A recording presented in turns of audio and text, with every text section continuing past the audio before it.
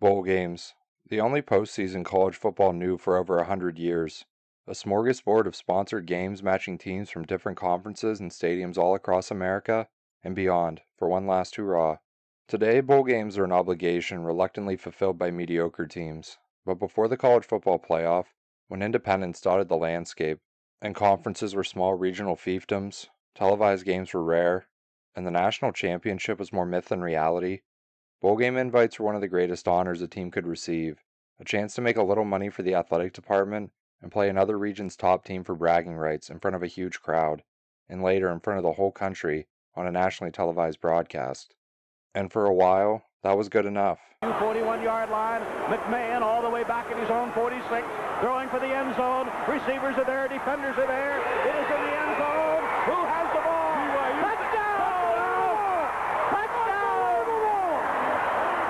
But what's a bowl game to a national championship game? So first down from the 49 as Warwick goes in motion. They've managed to handle Peter so far tonight. Outson puts it over there, and that's picked off. And it's going to be 6. It's Dwayne Goodrich. Touchdown. What's a national championship game to a college football playoff? Ezekiel Elliott, and he's got an opening. Elliott off to the races. Can they catch him? No, they can't. Touchdown. And what's a college football playoff to floundering athletic departments? As college football grew, expenses outpaced income, and bowl games transitioned from a football team's infrequent indulgence to a large and indispensable number on the yearly athletic department ledger. Bowl games in turn will mature into an intermediary between corporate entities and college athletic departments, providing athletic departments with access to corporate sponsorship and media rights deals. Relationships organizations dedicated to amateur athletics would normally eschew.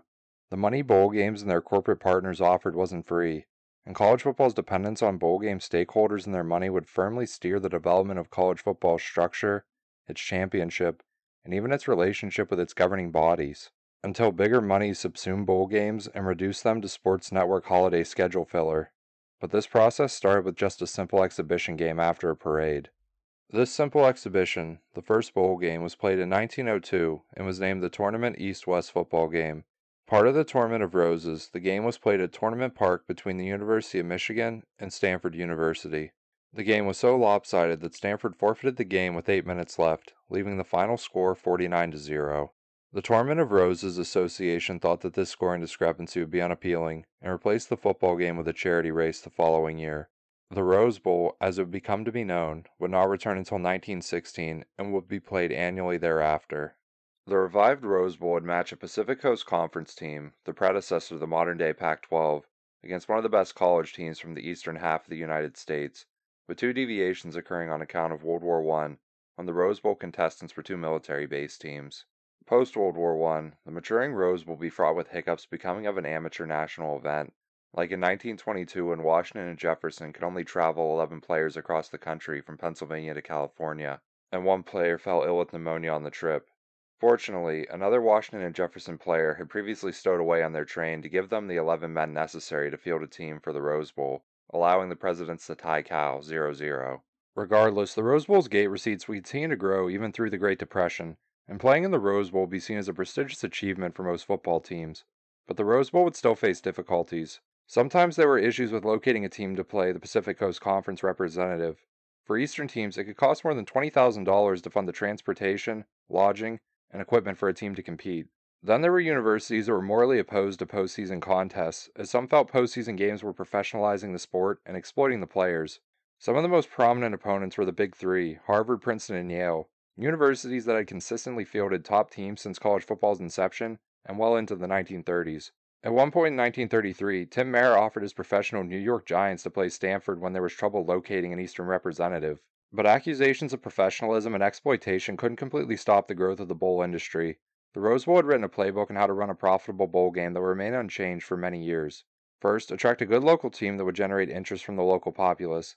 Then try to attract a non-local team that had had a great season and had gained some national recognition to increase interest in the bowl game. Usually the mode of attraction was money for the trip plus some take-home money that could be reinvested into the athletic department or the university at large. Once the matchup had been settled, promote the matchup and integrate the game into a festival to attract tourists.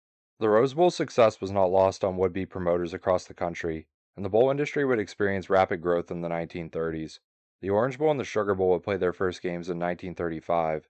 The first Sun Bowl with college teams would follow in 1936, and the Cotton Bowl would play its inaugural game a year later in 1937.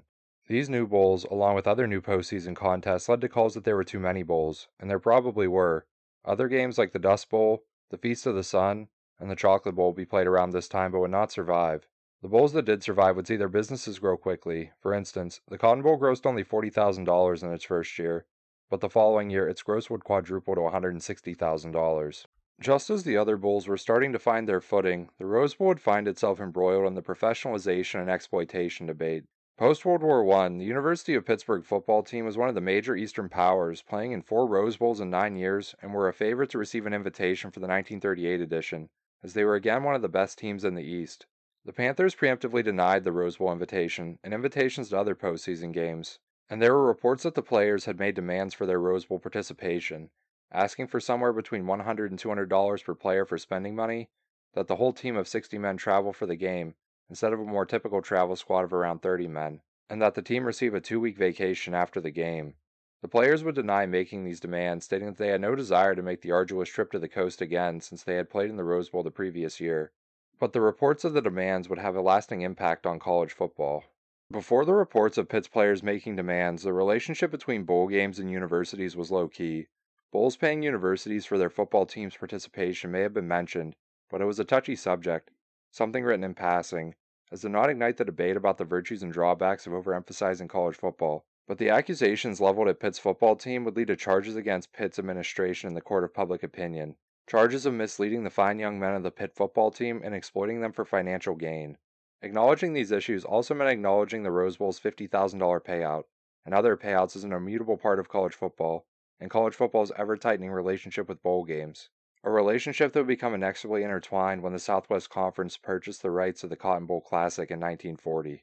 World War II would do little to slow down bowl games. Payouts would continue to increase in the beginning of the war, with the Rose Bowl offering a $100,000 payout to participating schools as 1941 started.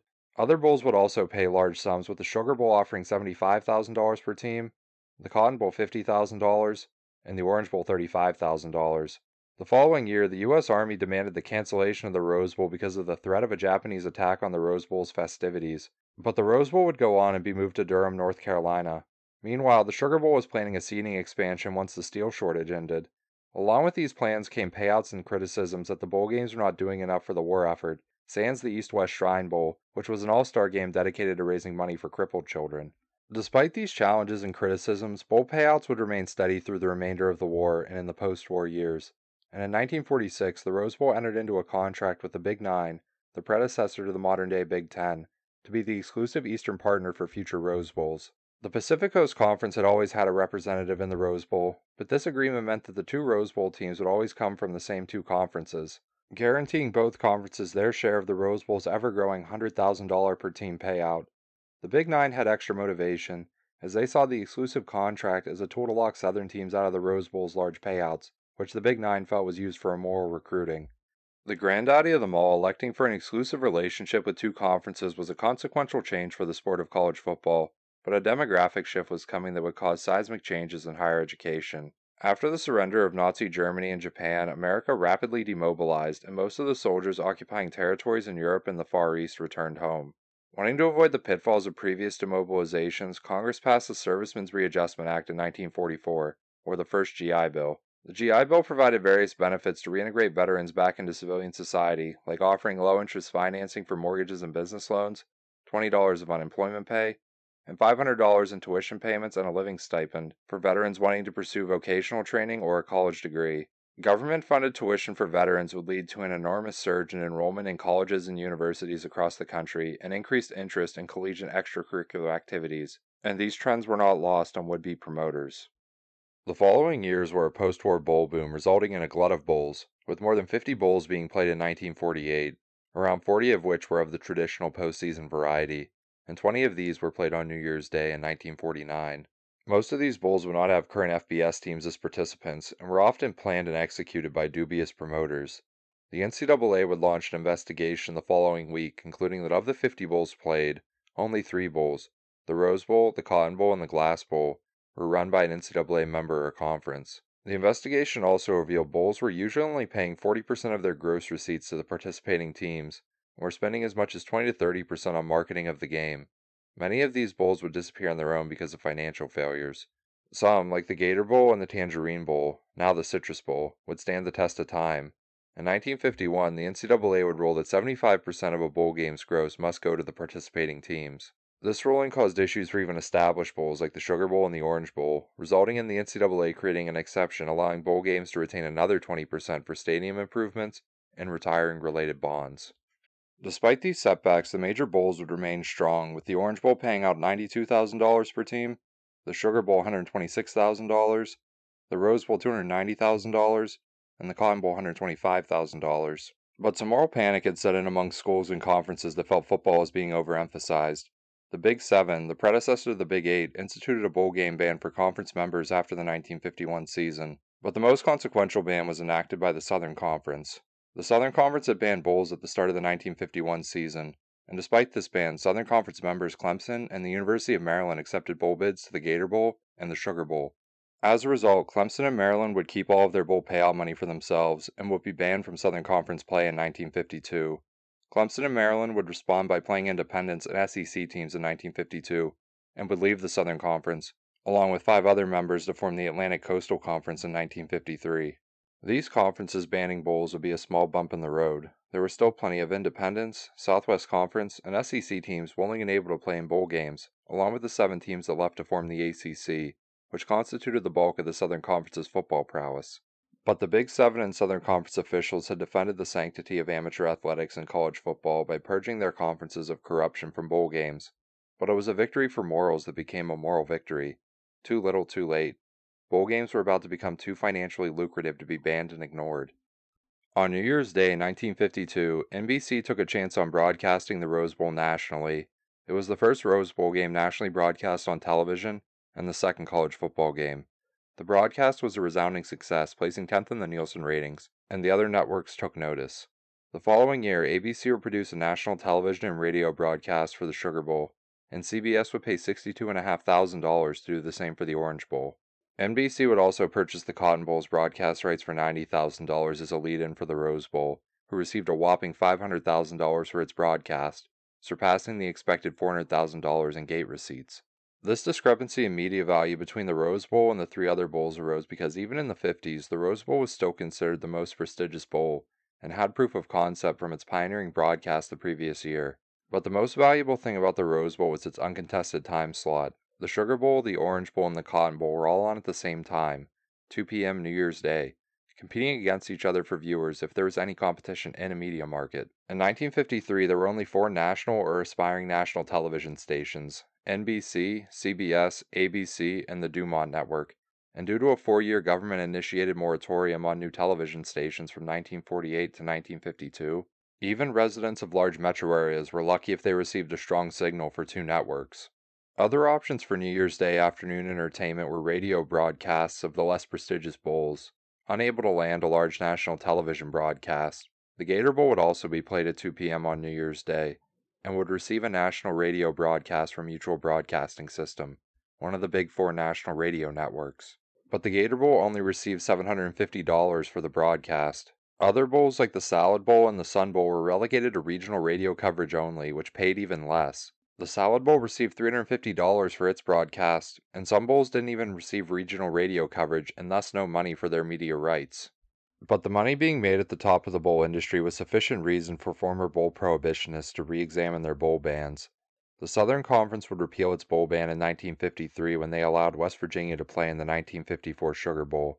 The Big Seven would also reverse its bowl ban in 1953 when it signed a tie-in agreement with the Orange Bowl to play an ACC team in the 1954 and 1955 edition, an agreement that would be extended after the 1954 game through the 1958 edition. The Big Seven and ACC would be rewarded by the Orange Bowl with a $120,000 payout for each team in 1954, but despite the Orange Bowl's payout increasing almost 30% in 3 years, it was the smallest payout among the Big 4 bowl games that year. The Cotton Bowl would receive $120,000 for its broadcast rights and $300,000 at the gate, paying out teams $150,000, with the Sugar Bowl sporting similar figures. But the biggest winners were the Big Ten and Pacific Coast Conference, who received around $350,000 per team, which the Rose Bowl was able to offer because the Rose Bowl had received an estimated $610,000 for its radio and TV broadcasts, far surpassing its $340,000 in gate receipts. TV would continue to be the driving force of bowl games' increasingly luxurious payouts in the late 50s and 60s, with the Rose Bowl being the most watched event in 1961 besides the presidential inauguration, and it may have only placed second because the inauguration was on every channel.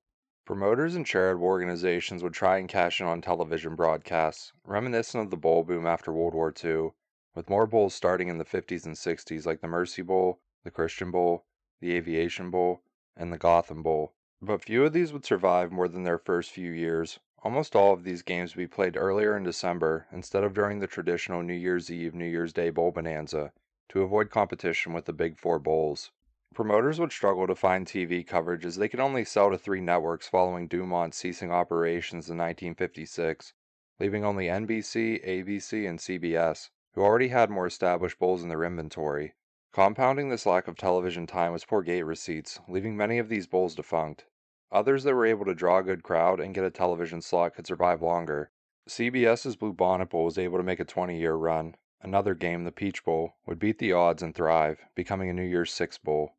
But there was a lesson to be learned from some of these bowl games because on paper, some of them should have succeeded but failed. The Gotham Bowl was a charity bowl played in New York City in the dead of winter, and despite luring a top 10 Utah State team in its first year in 1961, and hosting a thrilling Nebraska-Miami game that was broadcast on ABC in 1962, the paltry attendance rendered the Gotham Bowl defunct. The most successful attempt at a cold-weather bowl game was the Liberty Bowl, which was started in 1959 and in its infancy was associated with semi-local University Penn State.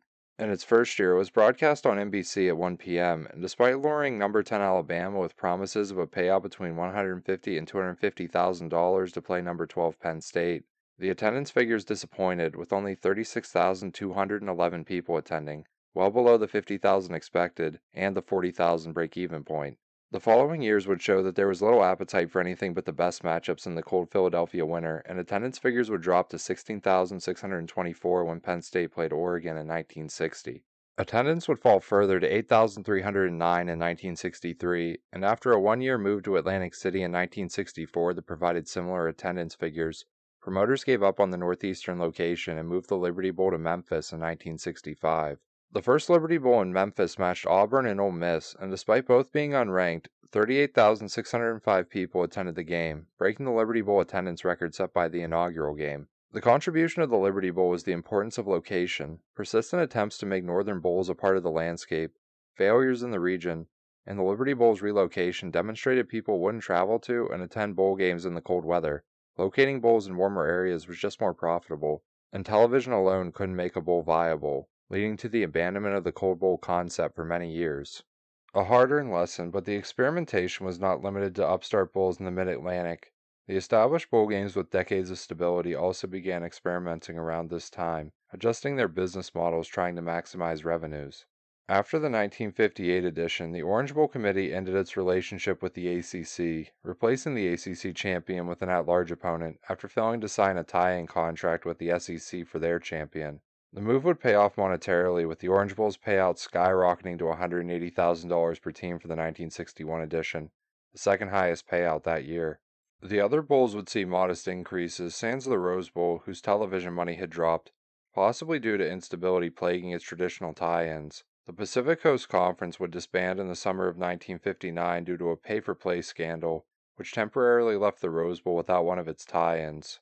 The successor to the PCC, the Athletic Association of Western Universities, otherwise known as the Big Five, would renew the agreement after the 1960 game, but the Big Ten would not, after votes on renewing its Rose Bowl contract resulted in multiple 5-5 deadlocks, a situation that would not be resolved until before the 1963 season. Regardless, the Rose Bowl was still a powerhouse and provided the largest payout at over $365,000 per team in 1961. However, bowls were growing as an industry, as even less established bowls like the Gator Bowl and the fledgling Blue Bonnet Bowl paid out over $100,000 per team the same year. By 1964, the Orange Bowl's at-large bid strategy had proven so profitable, it decided to end its relationship with the Big Eight and began selecting 2 at-large teams as participants. Cutting ties with the Big Eight was not a slight. Rather, the Orange Bowl committee believed they would consistently be able to bid for and match two of the best teams in the country after they received a $300,000 per year commitment from NBC. Accompanying the $300,000 were a guaranteed color broadcast and an exclusive 8 p.m. time slot that made the Orange Bowl the first bowl game broadcast at night. The purchase of the Orange Bowl's broadcast rights was a major power move by NBC, who had poached the rights from ABC, adding to an already stacked lineup.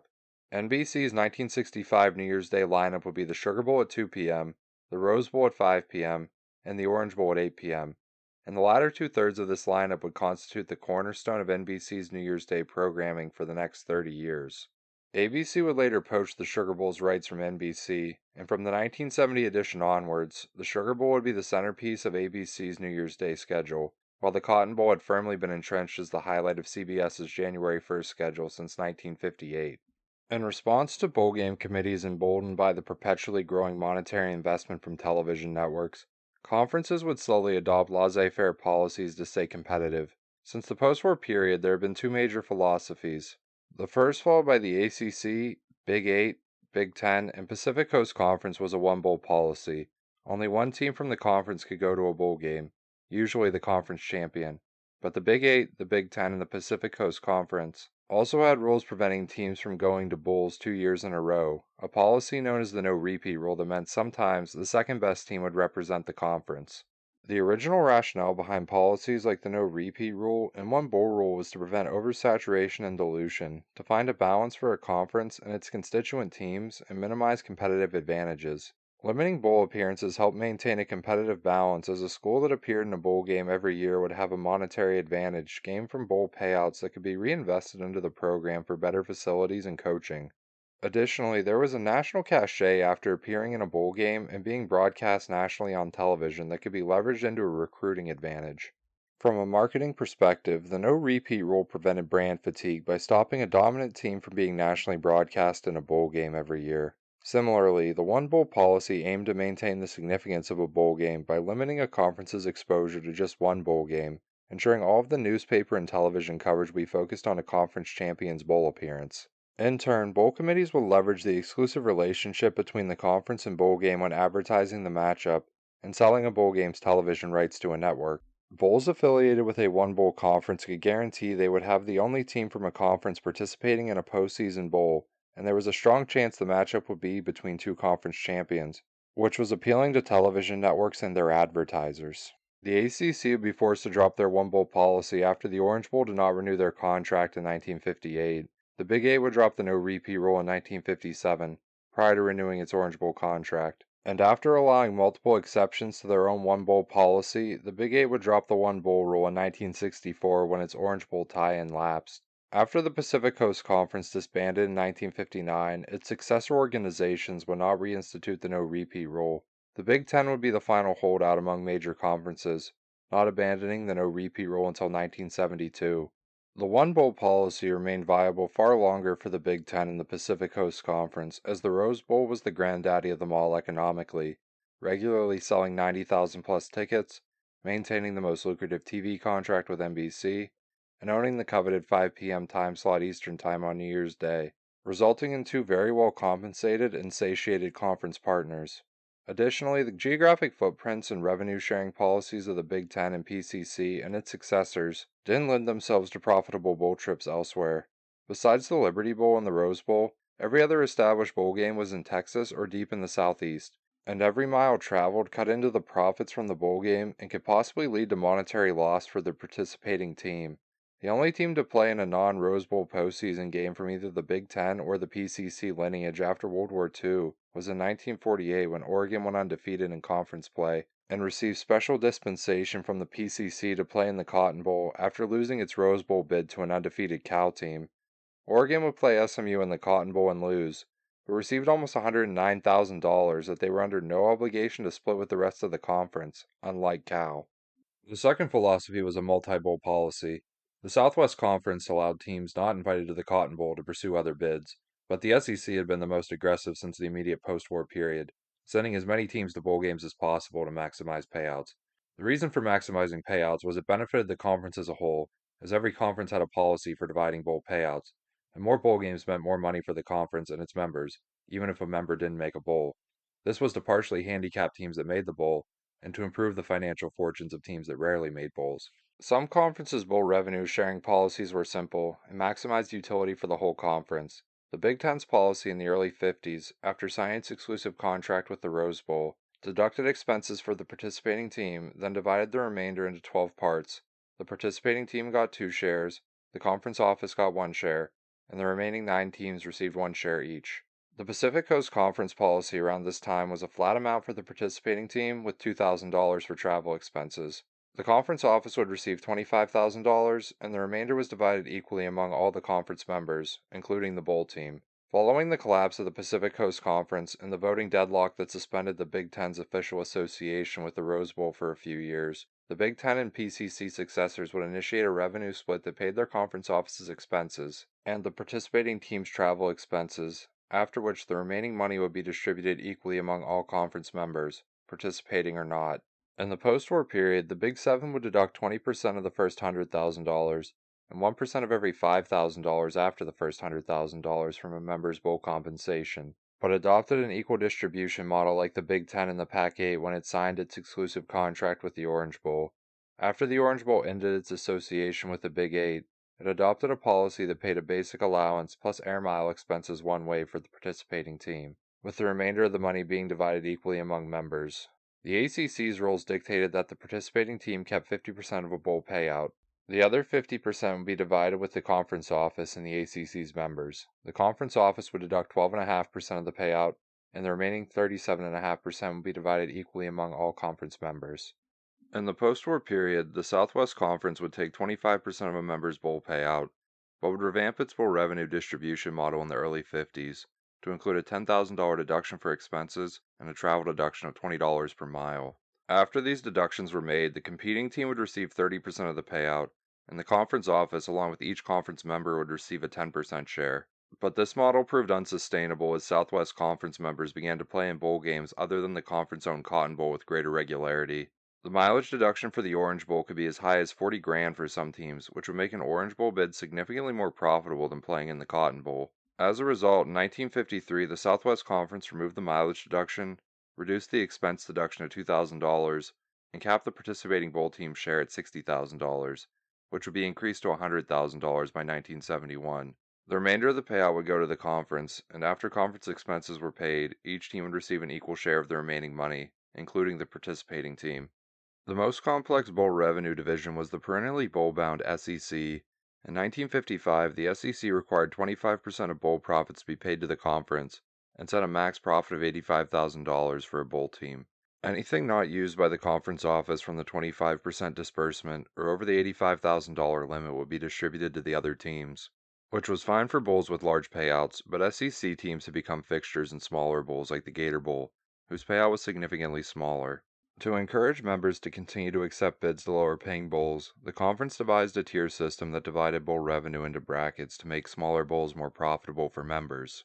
If the bowl payout was less than $85,000, instead of a 25% disbursement, the conference would take 5% of the payout for bowls that paid $50,000 or less, 10% on the next $10,000, 15% on the following $10,000, and 20% on the final $15,000 before hitting the $85,000 cap. The SEC would increase the hard cap to $100,000 in the mid-60s, and again increase the cap to $150,000 in the 70s. And the SEC's aggressive bowl policies worked, peaking in 1969 when the SEC planned to send 7 of its 10 teams to a bowl game. But a sleeping giant had decided to lift its self-administered bowl ban. Notre Dame would play in its first bowl game in 44 years when it accepted a Cotton Bowl bid that would have been LSU's. The benefits of Notre Dame playing in a bowl were greater monetarily than a conference school. As an independent, all money paid out from the bowl minus expenses was theirs and theirs alone. Independents like Pitt, Navy, Georgia Tech, and Syracuse had benefited on an irregular basis from bowl windfalls in the past, but a new beast had been born. Independents like Notre Dame, Penn State, Florida State, and Miami would regularly go bowling in the 70s and 80s, and it was never a better time to be cashing ever-growing bowl checks. Notre Dame would collect $340,000 for playing Texas in the Cotton Bowl on New Year's Day 1970, Fellow independent Penn State would play in the Orange Bowl and would collect $360,000, adding to the $350,000 they had received from the Orange Bowl the previous year. The Sugar Bowl payout would fall in the middle, paying $343,000 for each team, but the Rose Bowl was still the most lucrative, paying the Pac-8 and the Big Ten $400,000 for their representatives' participation. But eclipsed by the ever-growing payout of the 60s was the wavering television network demand for football broadcast. By the late 1960s, it had become apparent that the networks had lost some of their leverage in media rights negotiations, because it was the Bulls and football as a sport that held a monopoly on New Year's Day entertainment, not the networks. In their own estimation, the networks were overpaying to broadcast the various college bowls and professional football championships because they were struggling to break even on selling ad time, let alone turn a profit. Ad time that cost $100,000 per minute for the then fledgling Super Bowl. But abandoning a bowl game or professional football championship wasn't an option. If a network didn't have a bowl game on their broadcast schedule, they would lose the whole weekend to the other networks that were broadcasting games. A catch-22, overpay for bowl media rights, or enter the wilderness and try to compete with original shows that had no advertiser confidence against bowl games that were proven ratings commodities. But a gift from the press provided some relief, even if its full potential wouldn't be realized for many years. In January of 1969, the Associated Press released its final poll after the completion of the bowl season, due to the Rose Bowl matching number 1 Ohio State against number 2 USC, and 9 of the top 10 ranked teams in the country participating in bowls. Ohio State would render the Associated Press's gesture redundant after creating 5 turnovers, winning the Rose Bowl 27-16, and the national championship. This was the second time the Associated Press had chosen to release their poll after the bowl season. The first time the AP poll was released after the bowl season was in 1966 for the 1965 season after a chaotic series of bowls, but the 1969 final poll would be the start of a permanent post-bowl season poll. The post-bowl season poll would be a massive marketing gift that could be utilized by the 4 major bowls even if they weren't presenting a number 1 versus number 2 matchup. Instead of just advertising a great matchup, bowls could now advertise themselves as a game with national championship consequences if they could sign a great team with an outside shot at being ranked number 1 in the final poll, when before, bowl games were an exhibition to stimulate economic activity. In fact, in 1956, the Oklahoma Sooners were crowned national champions without playing in a bowl game because of the Big Seven's no repeat rule. The power of the mythical national championship even held sway back in the early days of the Rose Bowl when Georgia Tech played Cal in 1929. But with the power of television, the nation could see the national championship, giving at least the major bowls more theoretical drawing power. The second time a bowl could leverage this new possible national championship game concept was in 1972, when the Orange Bowl was able to match number 2 ranked Alabama against the number 1 ranked Nebraska Cornhuskers. Nebraska would dominate Alabama, winning the game 38-6, a dud in the television industry's eyes, and many declared that the real national championship game had been played a month earlier, when Nebraska beat the then number 2 ranked Oklahoma Sooners, in one of the games deemed the game of the century. But duds were rare. Bowls still drew viewers, got ratings, and made advertising money, so television executives provide more money fuel for bowls in the early 70s. A new bowl in Tempe would start called the Fiesta Bowl, and the established bowls would keep paying more. In the 1972-1973 bowl season, the Orange Bowl was offering $460,000 per team, the Cotton Bowl offered over $435,000, and the Sugar Bowl wasn't far behind at $400,000. But there was still money to be made even if a team wasn't playing on New Year's Day. The Gator Bowl offered $250,000 per team, the Liberty Bowl offered $210,000, and the Astro Blue Bonnet Bowl offered $200,000. Even relatively nascent bowls like the 5-year-old Peach Bowl and the 2-year-old Fiesta Bowl were offering $140,000 and $170,000 per team respectively. The smallest payment of the season came from the Sun Bowl at $110,000 per team, but all paled in comparison to the Rose Bowl paying $1.25 million to the Pac-8 and the Big Ten for their representatives. Impressive figures for postseason exhibitions, but an evolution in the psyche of college football is occurring. The stakes teams played for in bowl games had been raised beyond simple honor, prestige, and bragging rights. The 1969 Rose Bowl and 1972 Orange Bowl were the beginning of the biggest bowl game's transition from exhibitions into a championship, and no one wanted to return to the purely exhibitional format and the novelty of old. The post-bowl season poll and number 1 versus number 2 matchups had elevated the biggest bowls to the role of kingmaker, but the AP poll and coaches poll still decided who would be crowned. And while rarely differing historically, the AP and coaches polls differences went beyond their separate voting cohorts. The 1969 Rose Bowl and 1972 Orange Bowl had presented number 1 versus number 2 matchups, and number 1 had won both times. The AP poll had been right regardless of their final poll's release date. But this was not the case in 1970 when Texas entered the bowl season at number 1. On New Year's Day 1971, Texas would lose to Notre Dame in the Cotton Bowl, and in the Rose Bowl later that day, number 2 Ohio State would lose to number 12 Stanford. The downfall of the top 2 teams in the country and number 3 Nebraska's victory over number 5 LSU in the Orange Bowl would elevate the Cornhuskers to the number 1 ranking in the final AP poll, granting them a share of the national championship. Only a share because the coaches poll had declared Texas their number 1 ranked team and their pick for the national champion before the bowl season started, as the coaches poll still adhered to the older practice of releasing its final poll after the final week of the regular season, instead of after the bowl season. A split national championship that was debatable, but the next split national championship would prove too intolerable. This split national championship would occur in 1973, and the final regular season polls would see Alabama rated number 1, followed by Oklahoma at number 2 in both the AP and coaches poll. The polls differed on number 3, with the coaches poll ranking Ohio State as third best, while the AP poll placed undefeated and independent Notre Dame at number 3, who had accepted an invitation to play Alabama in the Sugar Bowl. The Sugar Bowl would serve as an ad hoc national championship game due to Oklahoma being on probation for recruiting violations and using ineligible players.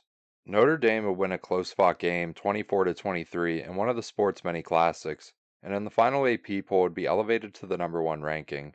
But the final coaches poll was released weeks earlier before the commencement of the bowl season, with Alabama at number 1 splitting the national championship between 2 teams that had played a head-to-head game less than a month later, a fact not lost on the coaches poll. Acknowledging their own indiscretion and the increasing importance of bowl games and the national championship, the coaches poll would adopt the AP poll's policy of ranking teams after bowl games the following season, to maintain its relevance as a major selector. One of the major differences between the 2 biggest raters and selectors was eliminated, but another difference loomed large. The AP poll compiled the rankings of sports writers and journalists across the nation, and how the constituent voters rated the team became the AP poll.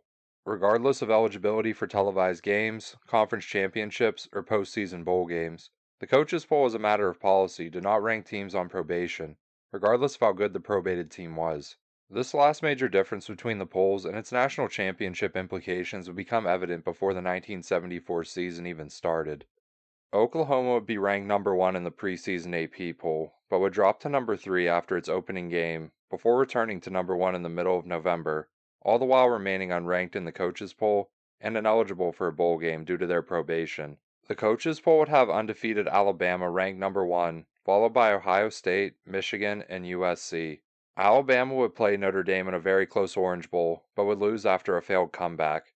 Ohio State would be given the Big Ten's Rose Bowl bid since it owned a head-to-head win over Michigan, and would play Pac-8 champion USC in the Rose Bowl. The 1975 Rose Bowl would be another close game, but USC would triumph over Ohio State and first-time Heisman winner Archie Griffin 18-17.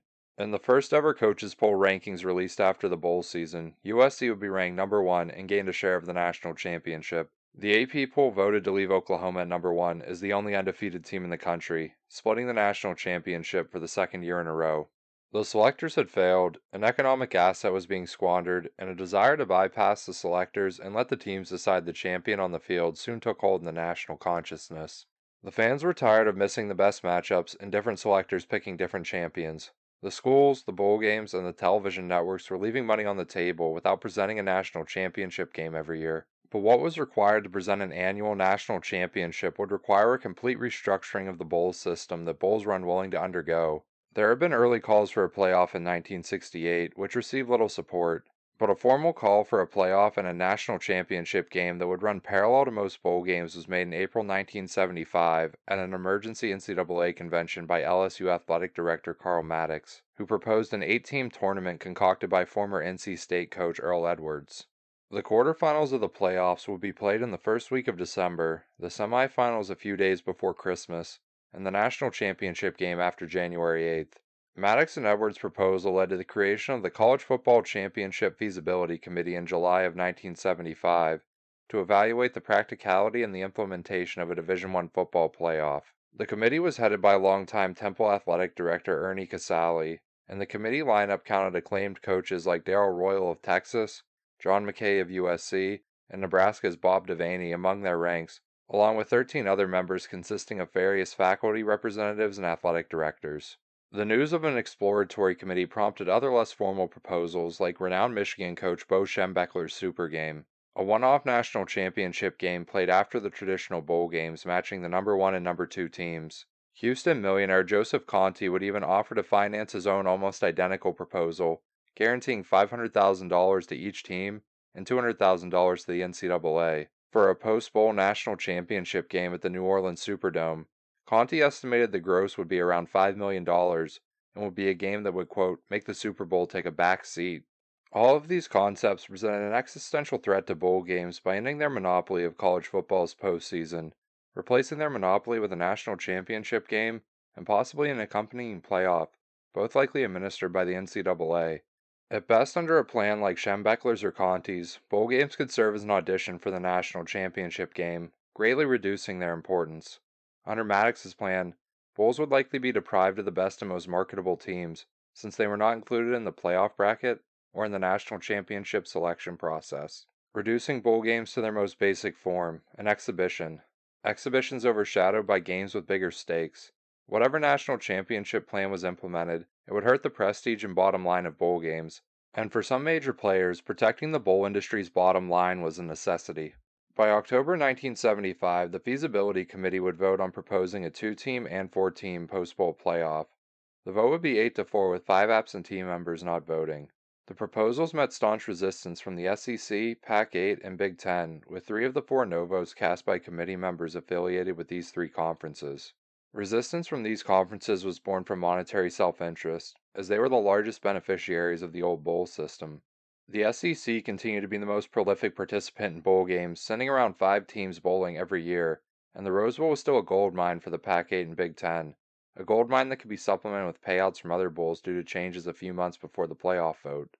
The Feasibility Committee's findings would be presented at a dual convention in January of 1976, 1 part special economics convention and 1 part regular annual meeting. But the Feasibility Committee's proposals would be tabled and never see a formal vote, ensuring the continuation of the status quo and a postseason format dominated by bowls and a press-selected national champion, and an action that came with a large opportunity cost. Legendary Penn State coach Joe Paterno estimated a 4-team playoff TV package could be worth $20 million, surpassing the NCAA's $18 million regular season TV deal. But estimates aren't guarantees, and guarantees were required, because college football and college athletics as a whole were experiencing financial constraints, and athletic departments couldn't endure devaluing a consistent and significant revenue stream like bowl games, because in spite of more bowl games, larger bowl game purses, and regular season television coverage becoming more profitable, financial deficits were a disease spreading across athletic departments all over the country. Some deficits had been festering for years, and money issues were nothing new to smaller colleges, leading to some schools like Marquette and the University of Detroit to shutter their football programs in the early 60s to make ends meet.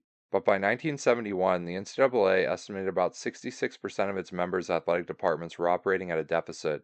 This group included some brand-name schools like Wazoo and Kansas, schools that were playing games on regional or even national television and received bowl revenue sharing.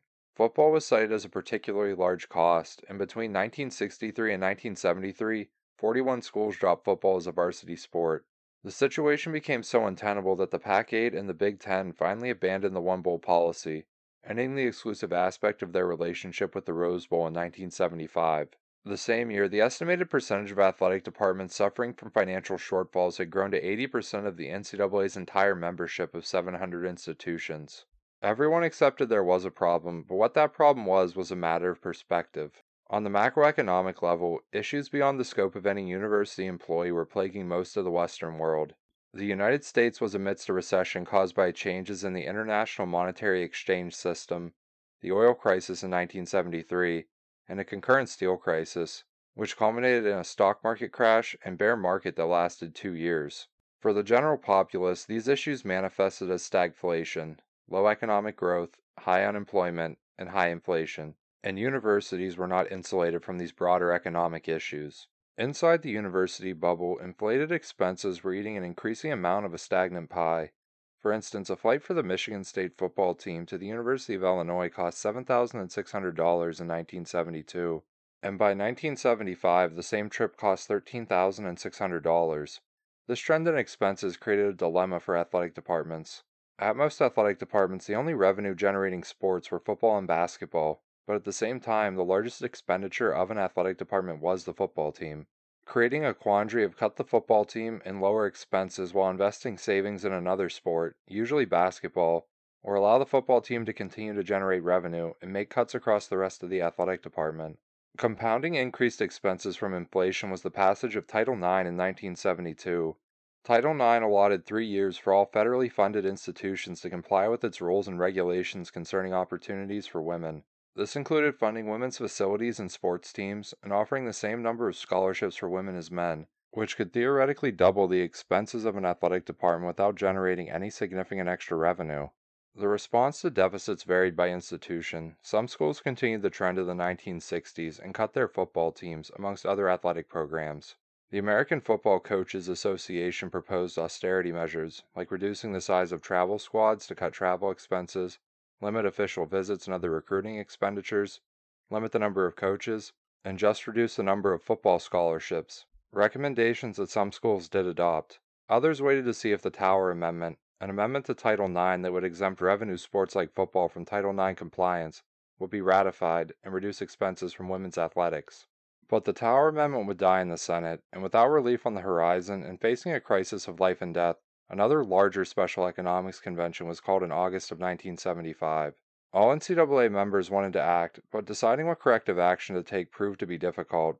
The NCAA had several hundred member institutions with even more stakeholders, all with their own agendas, and it became apparent that the premier Division I football schools and the smaller Division I schools, along with Divisions II and III, had different ideas. The premier football schools were focused on retaining revenue while cutting expenses by reducing costs schools were incurring in the name of competitive advantage, similar to the American Football Coaches Association proposals. While among the lower divisions, there was a greater diversity of opinion and proposals to solve their cash flow problems. The most controversial proposals at the Second Special Economics Convention were presented by Dr. Stephen Horn, president of Long Beach State. Dr. Horn's main resolutions were revenue-sharing policies concerning bowls and regular season television compensation. Resolution 65 maintained the NCAA's 5.5% share of television money, but limited the schools playing in nationally televised games to a 15% share of the revenue. After these allotments were distributed, the remainder of the money would be divided among all NCAA members, with Division I receiving a 50% share and Divisions II and III receiving a 25% share. Dr. Horn's proposal for bowl revenue sharing outlined a 25-25-25 12.5-12.5 bowl money split.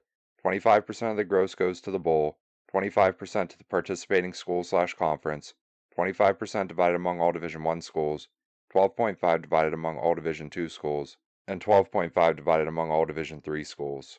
Revenue sharing was a non-starter for bowl games and institutions with major football programs. Bowls have been limited to receiving 25% of their games gross since 1951, so revenue sharing wouldn't be hitting their bottom line directly, but decreasing the revenue the participating schools receive from 75% of the gross to 25%, coupled with the continually increasing travel costs, could make bowl games another special athletic department activity that lost money. And without cash incentives, bowls wouldn't be able to pick and choose the best teams in the country for their games, negatively affecting gate receipts and television ratings across the bowl industry, which would lead to even less revenue to entice top teams.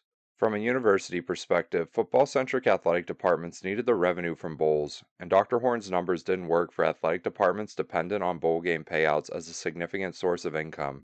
In the 1973-1974 bowl season, the Rose Bowl's payout was $2.3 million, which was split two ways between the Pac-8 and the Big Ten, which meant Pac-8 teams would receive around $144,000 in Rose Bowl disbursements. Under Dr. Horn's plan, this payout would be reduced significantly. The $2.3 million provided by the Rose Bowl was after the Rose Bowl's 25% cut, but under Dr. Horn's rules, the Pac-8 and the Big Ten would only receive a third of the $2.3 million to split between themselves, reducing each Pac-8 team's Rose Bowl payout to around $48,000. Of course, Dr. Horn's plan would provide 10 additional pittances paid to all Division I programs derived from every NCAA-sanctioned bowl game played that year. The total collective bowl payout for the 1973-1974 bowl season was $7.5 million. A third of this was due to all Division I member schools, so $2.5 million would be divided equally among 129 Division I teams, which would only be a little over $19,000 per team. equaling a total bowl payout of around $67,000 for a Pac-8 team, creating a revenue reduction of over $76,000. For Oregon, a Pac-8 team, this would translate into an even larger budget shortfall. The Rose Bowl payout was projected to be 10% of their entire athletics income in the 1974 and 1975 fiscal year. Assuming a similar proportion of income as the previous fiscal year, Dr. Horn's plan would result in a 53% reduction in the 10% of the projected income that was the Rose Bowl's payout, resulting in over a 5% reduction in total income, while expenses were still soaring with inflation between 8 and 9%. With similar situations at many of the largest athletic departments in the country and the accompanying realities in mind, Dr. Horn's resolutions were met with staunch resistance before the convention even started. The major football schools would meet revenue-sharing proposals with threats of separation, and rumors spread the major conferences and independent football schools would leave the NCAA and form a super association if Dr. Horn's Robin Hood resolutions passed. Dr. Horn believed the threats of separation from the NCAA to be a bluff and came to fight, believing the non-revenue sports would keep the major conferences tethered to the NCAA, but his resolve was not shared. All of Dr. Horn's resolutions would receive lukewarm responses in roundtable discussion. The NCAA's Secretary-Treasurer, Stan Marshall of South Dakota State, recommended Division II members vote against them, and legendary Grambling State coach Eddie Robinson encouraged Division II members to make their own games more appealing to TV networks to generate their own revenue, instead of asking for revenue sharing from Division I. Marshall believed the threats of the major football schools leaving the NCAA. The larger schools were in between a rock and a hard place financially, and the schools threatening to leave accounted for $3.1 million of the NCAA's $3.7 million of income. Additionally, the largest school's desire for more autonomy was nothing new, and had previously led to the replacement of the old university and college divisions with Divisions 1, 2, and 3 in 1973, and greater autonomy for the individual divisions. Furthermore, many administrators employed at premier football schools in Division I believed the reorganization in 1973 did not go far enough, which would eventually result in the separation of Division I football into Division I and Division I AA in 1978. Ultimately, Dr. Horn's resolutions would fail to get a simple majority vote in straw polls, and would never be brought to the floor for a formal vote at the Special Economics Convention. Later at the NCAA's regular annual meeting in January of 1976, Dr. Horn's proposals would be revisited. The television revenue sharing proposal would be killed after an attempt to table the proposal failed, and a landslide no vote. The bowl revenue sharing proposal would not see the floor again. Since president of the NCAA Dr. Fuzak ruled bowl games were just sanctioned by the NCAA and not administered, the NCAA didn't have the authority to divert the revenue from bowl games.